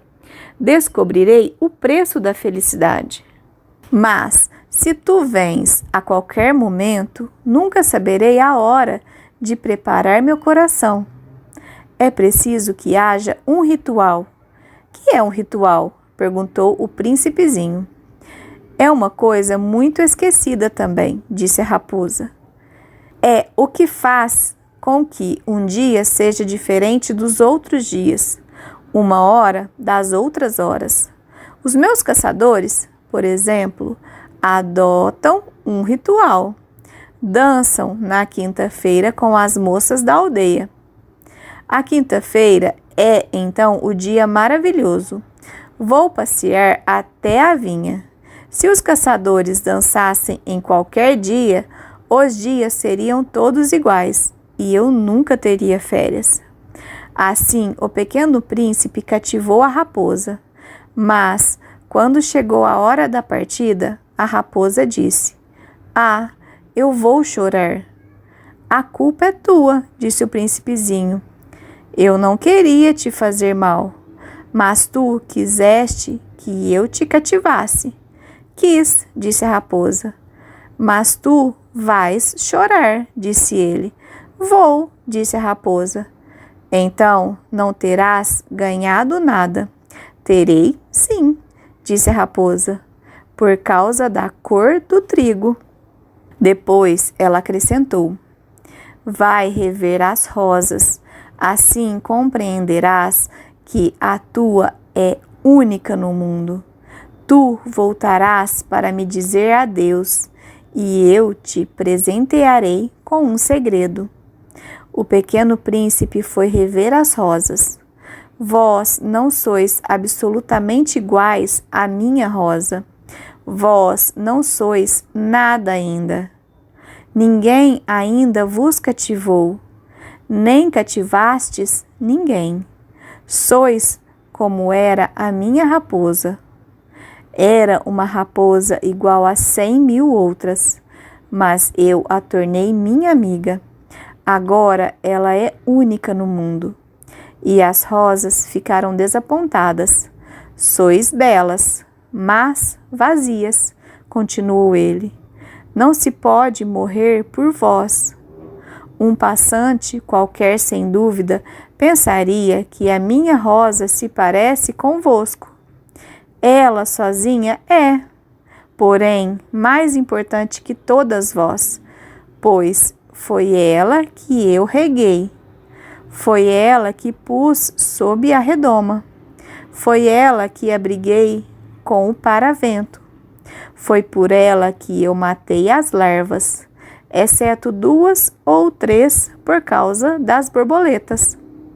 Foi ela que eu escutei se queixar ou se gabar, ou mesmo calar-se algumas vezes, já que ela é a minha rosa. E voltou então a raposa. Adeus, disse ele. Adeus, disse a raposa. Eis o meu segredo. É muito simples. Só se vê bem com o coração. O essencial é invisível aos olhos. O essencial é invisível aos olhos, repetiu o pequeno príncipe para não se esquecer. Foi o tempo que perdeste com a tua rosa que a fez tão importante. Foi o tempo que eu perdi com a minha rosa, repetiu ele para não se esquecer. Os homens esqueceram essa verdade, disse ainda a raposa. Mas tu não deves esquecer. Tu te tornas eternamente responsável por aquilo que cativas. Tu és responsável pela tua rosa. Eu sou responsável pela minha rosa, repetiu o príncipezinho para não se esquecer.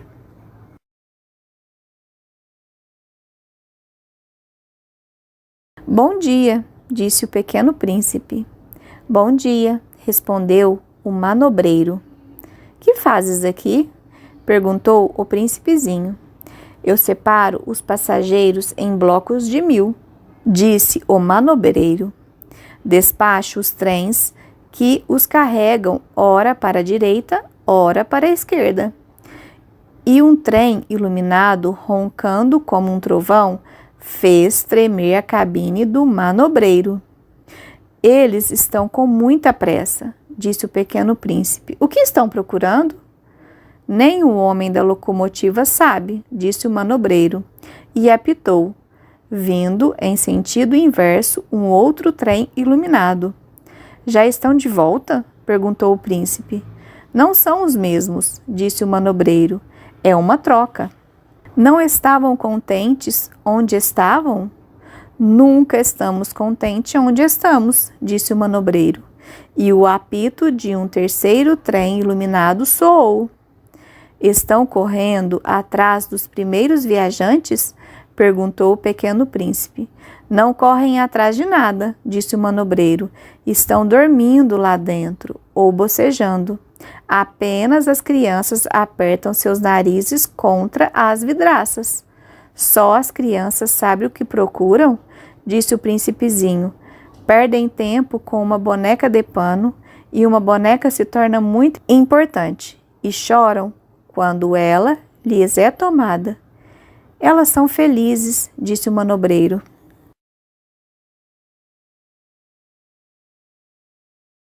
Bom dia, disse o pequeno príncipe. Bom dia, disse o vendedor. Era um vendedor de pílulas especiais que saciavam a sede. Toma-se uma por semana e não é mais preciso beber. E por que vendes isso? Perguntou o príncipezinho. É uma grande economia de tempo, disse o vendedor. Os peritos calcularam. A gente ganha 53 minutos por semana. E o que se faz com esses 53 minutos? O que a gente quiser. Pensou o pequeno príncipe, se tivesse 53 minutos para gastar, iria caminhando calmamente em direção a uma fonte.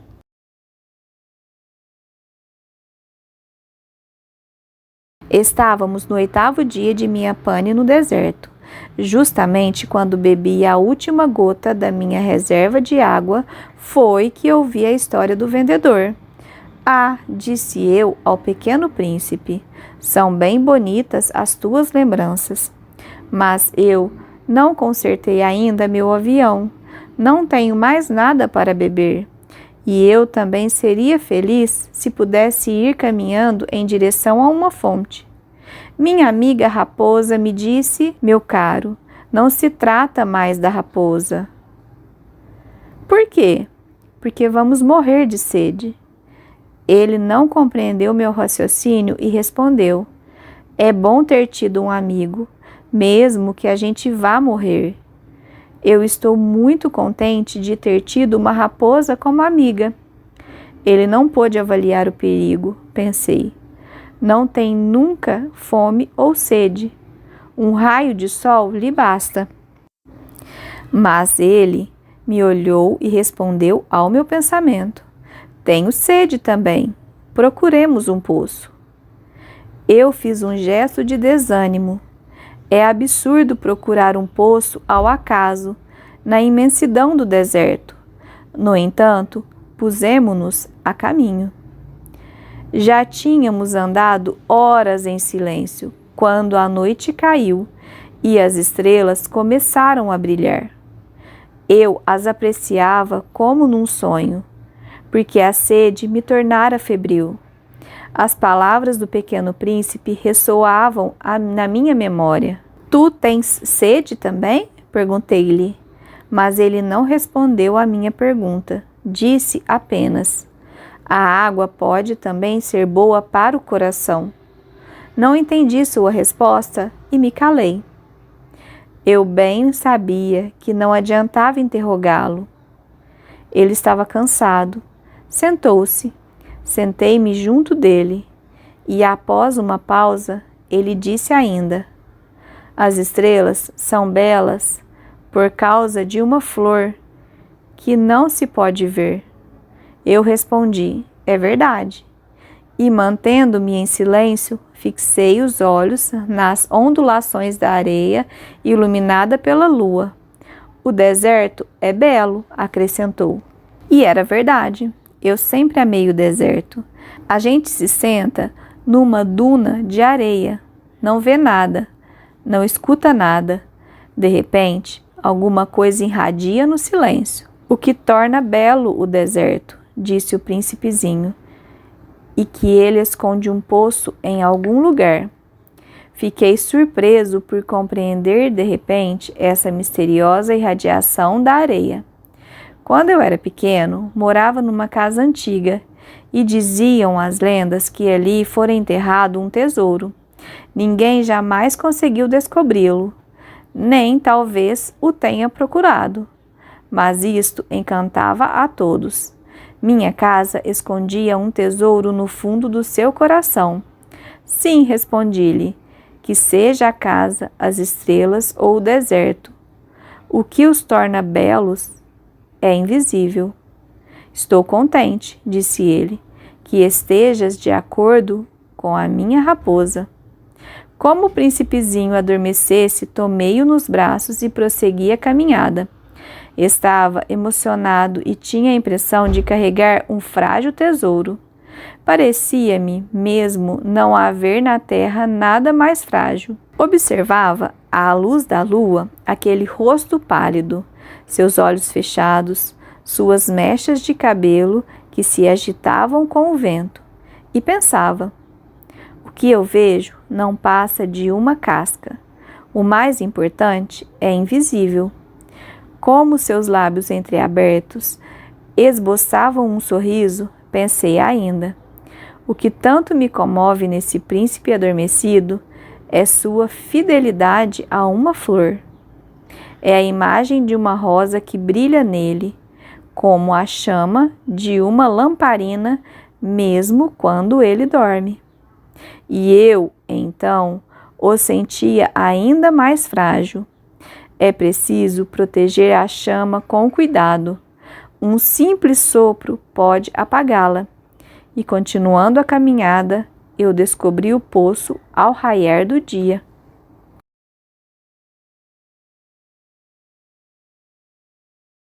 Os homens, disse o pequeno príncipe, embarcam nos trens, mas já não sabem mais o que procuram.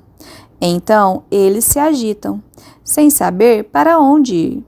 E acrescentou: e isso não leva a nada. O poço a que tínhamos chegado não se parecia de forma alguma com os poços do Saara. Os poços do Saara são simples buracos na areia. Aquele parecia um poço de aldeia. Mas não havia ali aldeia alguma. E eu pensava estar sonhando. É estranho, disse eu ao príncipezinho. Tudo está preparado. A roldana, o balde e a corda. Ele riu, pegou a corda, fez girar a roldana e a roldana gemiu como geme um velho catavento. Tu escutas? Disse o príncipe. Estamos acordando o poço. Ele canta. Eu não queria que ele fizesse nenhum esforço. Deixa que eu puxo, disse eu. É muito pesado para ti. Lentamente içei o balde e com cuidado o coloquei na borda do poço. O canto da roldana ainda permanecia nos meus ouvidos, e na água, ainda trêmula, podia ver o reflexo do sol. Tenho sede dessa água, disse o príncipezinho. Dá-me de beber. E eu compreendi o que ele havia buscado. Levantei o balde até sua boca. Ele bebeu de olhos fechados. Era doce como uma festa. Aquela água era muito mais que um alimento. Nascera da caminhada sob as estrelas, do canto da roldana, do esforço do meu braço. Era boa para o coração, como um presente. Quando eu era pequeno, as luzes da árvore de Natal A música da missa de meia-noite e a doçura dos sorrisos se refletiam nos presentes que ganhava. Os homens do teu planeta, disse o pequeno príncipe, cultivam 5.000 rosas no mesmo jardim e não encontram o que procuram. É verdade, respondi. E, no entanto, o que eles procuram poderia ser encontrado numa só rosa ou num pouco de água. É verdade. E o príncipezinho acrescentou: mas os olhos são cegos. É preciso ver com o coração. Eu tinha bebido, respirava normalmente. Ao amanhecer, a areia é cor de mel. E a cor de mel também me fazia feliz. Por que, então, eu estava triste? É preciso que cumpras a tua promessa, disse baixinho o pequeno príncipe, que estava de novo sentado junto de mim. Que promessa? Tu sabes, a focinheira do meu carneiro. Eu sou responsável por aquela flor. Tirei do bolso os meus esboços de desenho. O príncipezinho os viu e disse, rindo: teus baobás mais parecem repolhos. Oh, e eu caprichara tanto nos meus baobás. Tua raposa, as orelhas dela parecem chifres e são compridas demais. Ele riu outra vez. Tu és injusto, meu caro. Eu só sabia desenhar jiboias abertas e fechadas. Não faz mal, disse ele. As crianças entendem. Rabisquei, então, uma pequena focinheira, mas, ao entregá-la, senti um aperto no coração. Tu tens planos que eu desconheço. Ele não me respondeu, mas disse: lembras-te da minha chegada à Terra? Será amanhã o aniversário. Depois, após um silêncio, acrescentou: caí pertinho daqui, e enrusbeceu. E de novo, sem compreender por quê, eu sentia uma estranha tristeza. Entretanto, ocorreu-me perguntar: então não foi por acaso que vagavas sozinho quando te encontrei há 8 dias? A quilômetros e quilômetros de qualquer região habitada? Estavas retornando ao local onde chegaste? Ele enrusbeceu novamente, e eu acrescentei, hesitando: talvez por causa do aniversário? O príncipezinho ficou mais vermelho. Não respondia nunca às perguntas. Mas quando a gente enrubesce, é o mesmo que dizer sim, não é verdade? Ah, disse-lhe eu tenho medo. Mas ele não respondeu. Tu deves agora trabalhar, voltar para teu aparelho. Espero-te aqui. Volta amanhã de noite. Mas eu não estava seguro. Lembrava-me da raposa. A gente corre o risco de chorar um pouco quando se deixou cativar.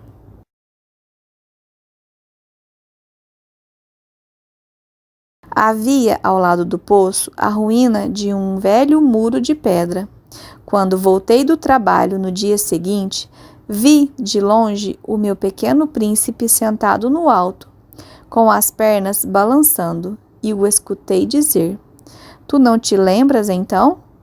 Não foi bem este o lugar? Uma outra voz lhe respondeu, porque ele replicou em seguida: não estou enganado. O dia é este, mas não é este o lugar. Prossegui em direção ao muro. Não enxergava nem ouvia ninguém a não ser ele. No entanto, o príncipezinho replicou novamente: está bem, tu verás na areia onde começam as marcas dos meus passos. Basta-me esperar. Estarei lá esta noite. Estava a 20 metros do muro e continuava a não ver nada. O pequeno príncipe disse ainda após um silêncio: o teu veneno é do bom? Estás certa de que não vou sofrer por muito tempo? Parei, o coração apertado, ainda sem compreender nada. Agora, vai-te embora, disse ele. Eu quero descer. Então baixei os olhos para o pé do muro e dei um salto. Lá estava, erguida para o príncipezinho, uma dessas serpentes amarelas que nos liquidam em 30 segundos. Rapidamente procurei o revólver no bolso, mas, percebendo o barulho, a serpente deslizou pela areia, como um esguicho de água que de repente seca, e vagarosamente se enfiou entre as pedras com um leve tinir metálico. Cheguei ao muro a tempo de segurar nos braços o meu caro príncipe, pálido como a neve. Que história é essa? Tu conversas agora com as serpentes? Afrouxei o nó do lenço dourado que ele sempre usava no pescoço. Molhei sua testa, dei-lhe de beber e agora não ousava perguntar-lhe mais nada. Olhou-me seriamente e abraçou o meu pescoço.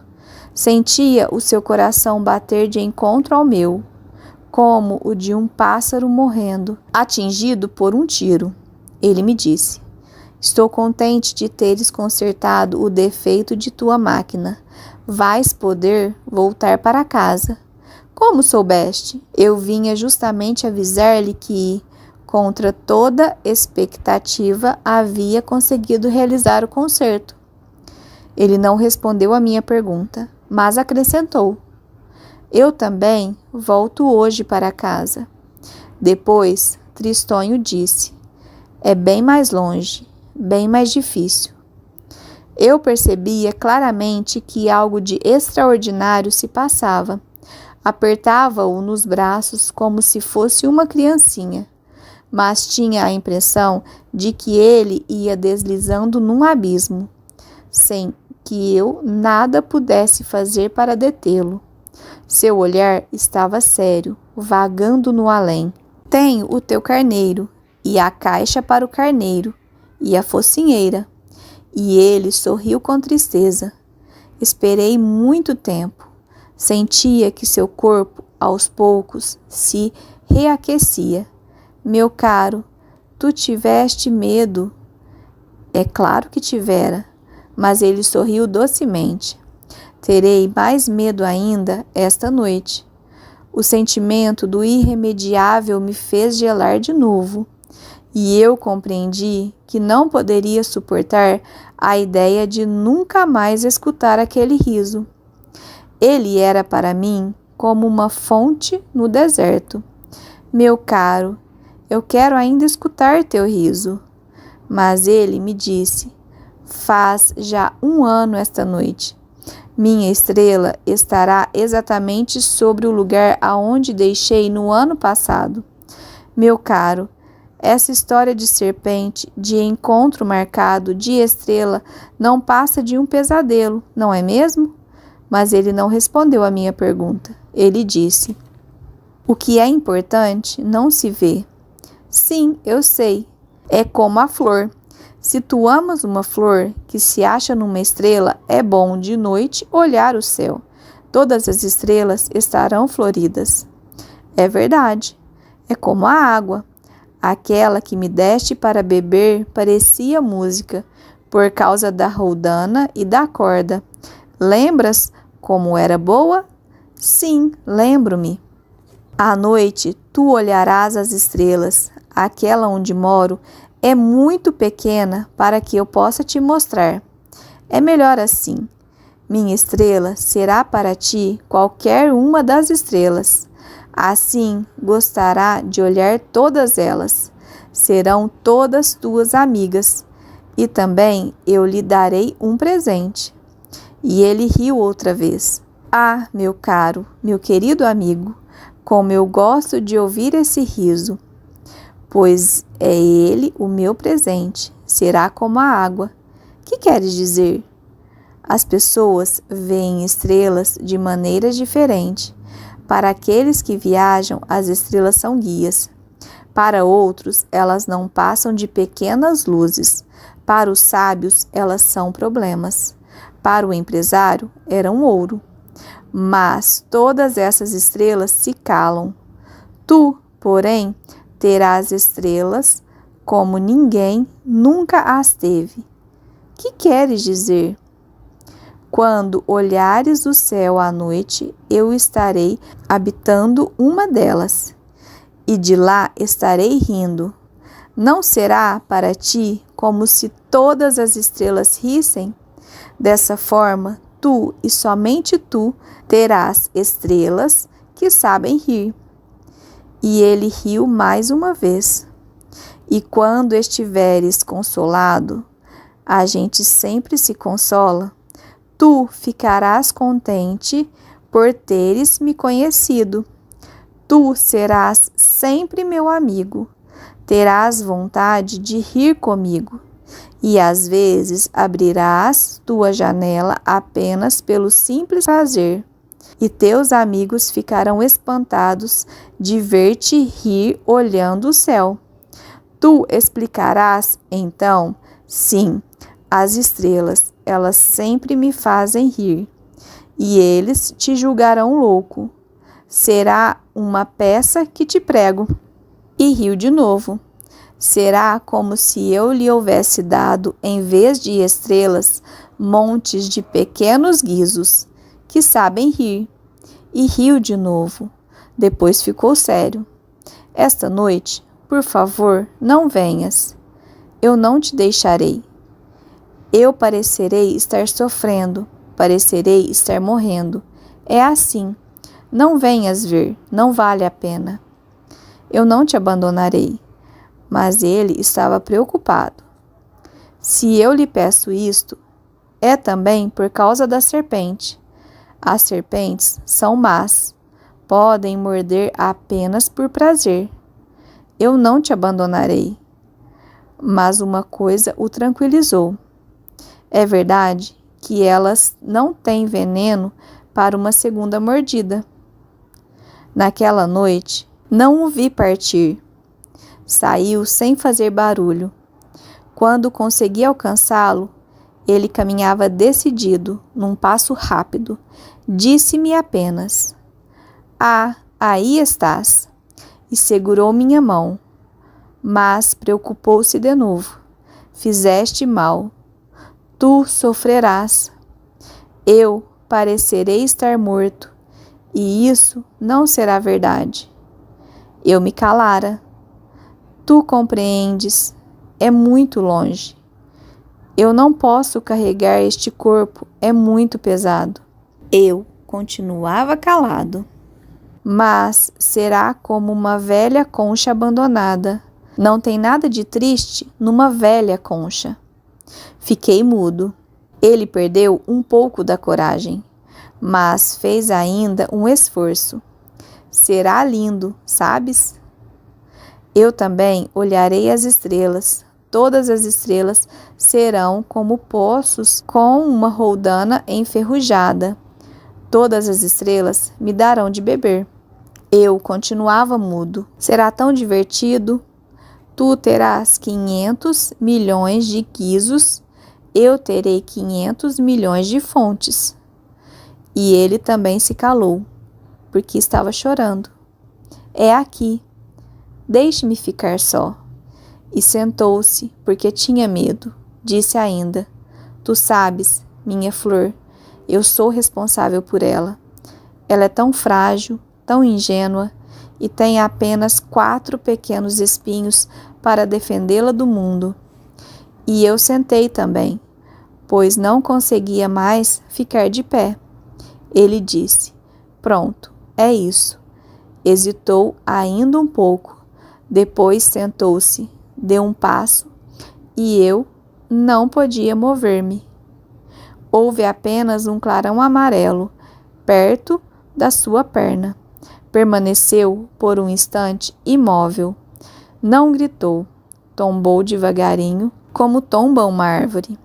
Não fez sequer barulho por causa da areia.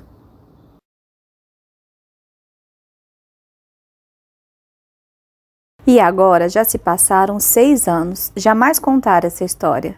Os companheiros que me encontraram quando voltei ficaram contentes de me ver são e salvo. Eu estava triste, mas lhes dizia: é o cansaço. Agora já me conformei um pouco, mas não completamente.